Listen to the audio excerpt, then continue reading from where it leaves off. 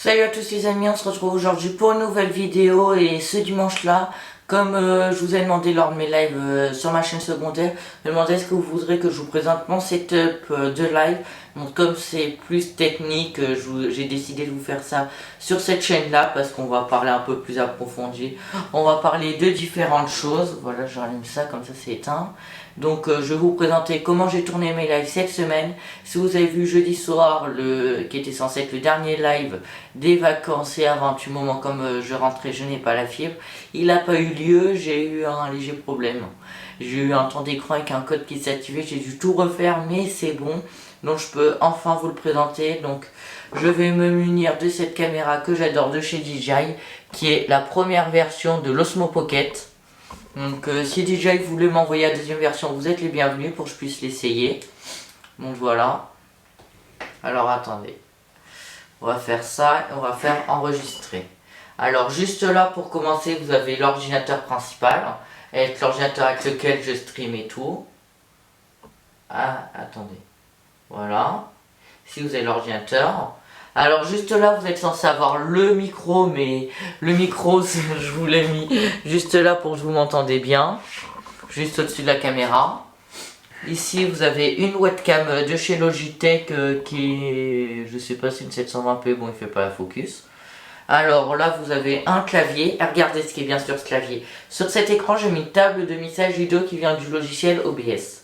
Grâce à cette table de mixage vidéo, si j'appuie sur 1, ici, ça change, que vous voyez. Ça apparaît mon truc. Si j'appuie là, ça affiche mon Instagram. Le 2, ça me remet ça. Le 3, ça me met ça. Le 9, ça me met ça. Et là, j'ai des raccourcis pour pouvoir vous lancer le stream, arrêter et faire différents trucs. Donc, c'est super sympa de pouvoir faire ça. Après, juste derrière, j'ai une télé. Donc, qui me permet d'avoir un retour sans rien d'afficher. Par exemple, si je suis comme ça, comme de temps en temps, sur certains jeux, la webcam, ça peut être embêtant. Donc, voilà. Là, j'ai la manette de la Switch et de la Xbox en charge. Un switch au réseau pour pouvoir tout mettre au réseau. Là, j'ai une station d'accueil Lenovo Thunderbolt 3. Un petit disque dur. Un deuxième disque dur, on ne sait jamais. J'en ai un SSD et un classique. Donc voilà. Ah oui, pour le micro que vous avez juste là, il est relié en jack juste ici. Sauf que le problème, c'est que quand je relie le micro en jack sur le Mac, il ne l'alimente pas. Donc, certaines stations d'accueil vous alimenteront le micro relié en jack et d'autres non. Donc, faites bien attention. Sinon, il faudra que vous équipez d'un adaptateur USB vers jack pour que ça fonctionne. Donc, maintenant, je vais vous emmener avec moi. Vous n'allez plus me voir pendant 30 secondes, mais on va passer au derrière de la télé. Donc, comme j'ai dû faire quelques branchements. Voilà. Alors, juste ici, vous avez mon Avermedia que je vous ai présenté la semaine dernière. Donc, là, je vous ai relié la Nintendo Switch de ce côté, juste là, ou la Xbox. Là, c'est le Mac qui est relié, donc pour enregistrer. Et là, c'est la sortie qui est reliée, bien sûr, à la télé. Et donc là, c'est comment on relie une station d'accueil. Bon, ne faites pas attention au câble management, les amis. Comme j'ai réellement un câble management dégueulasse, si vous voulez le dire. Vous pouvez vraiment le dire que mon câble management est mauvais. Mais j'ai fait un setup fonctionnel et pas un setup bien beau comme vous. Ouais, j'ai déjà mis 2 meubles l'un derrière l'autre pour tout mettre. C'était pas très pratique, mais j'ai fait ce que j'avais sous la main. Et je vous ai pas parlé, mais j'ai aussi un casque juste là-haut qui est relié pour avoir le retour son. Mais ça, c'est classique. Donc voilà, j'espère que cette vidéo vous plaira, les amis.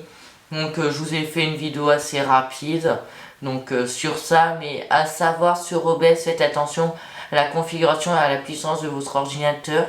Utilisez les réglages recommandés, n'allez pas jouer dans les réglages approfondis parce que sinon votre ordinateur va surchauffer et vous allez avoir des bugs comme on a eu sur certains lives nous. Comme je débutais, je ne le savais pas. Comme j'avais jamais fait de live, j'avais jamais réglé le logiciel, j'apprends au fur et à mesure de vous faire des vidéos. Donc voilà.